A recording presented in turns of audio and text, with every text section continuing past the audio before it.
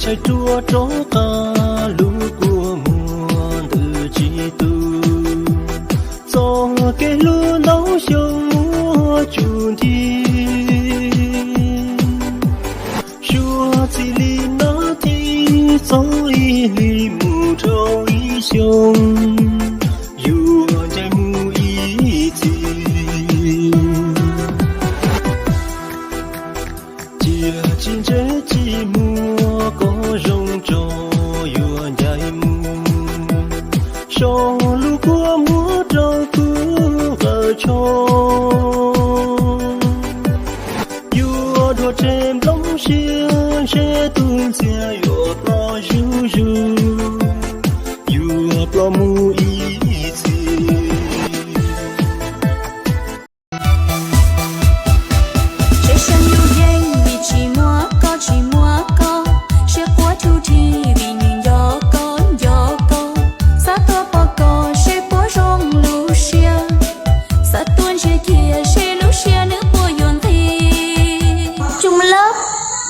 gì đã ưa nhau, cười cười nói chắc là tao ưa mày.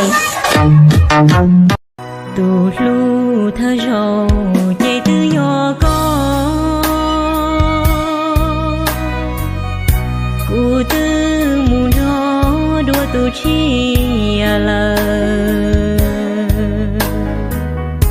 rằng lờ hay tia nữ nhỏ tu ca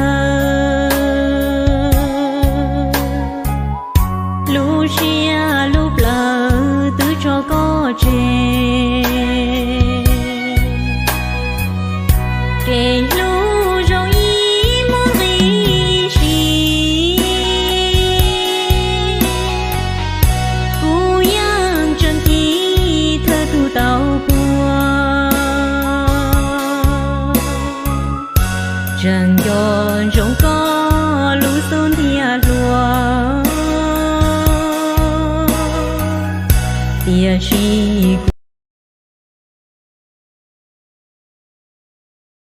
搞先生声音，先生们，我搞先生们，我。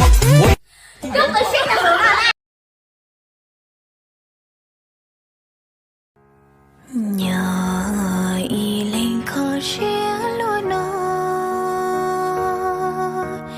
cho lũ xe nhớ tua chúa con hay đâu có bao tia cũng do trong có nhỏ hơn đôi xe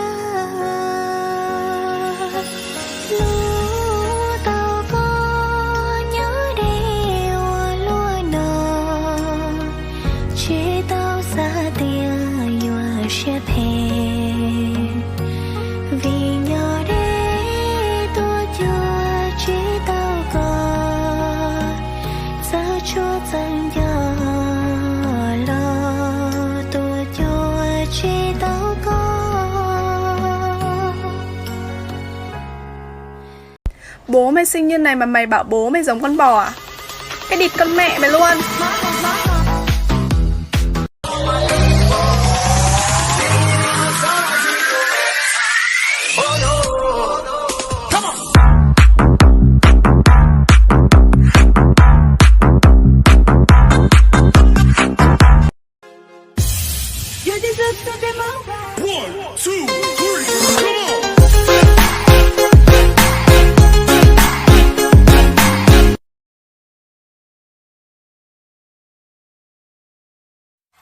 Thật lòng hỏi em ngủ chưa? Ngoài trời thì đang đổ mưa, sáng nắng chiều mưa, buổi trưa thì bão ơi à ơi à ơi à. Yêu đi.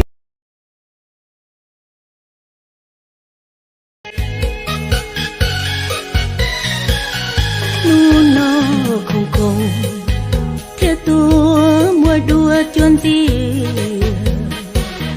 sẽ bùa là nhớ là mà lăng thơm đông xia lo qua cô li đâu cô một tay tia cho chua luồn rau sẽ bùa mua tùn đò lùa搞些少生意，些少嘛，我搞些少嘛嘛，我。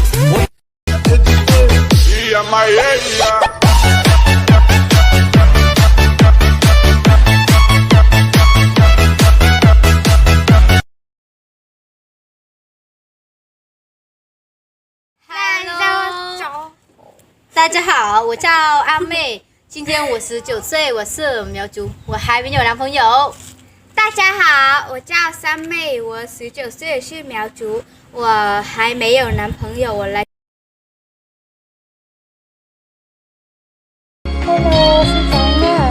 Hôm nay chị có phải công việc của em nhưng mà chị chưa dậy nên chị chưa trả lời em. Em có hỏi là chị tên là có phải là Minh không?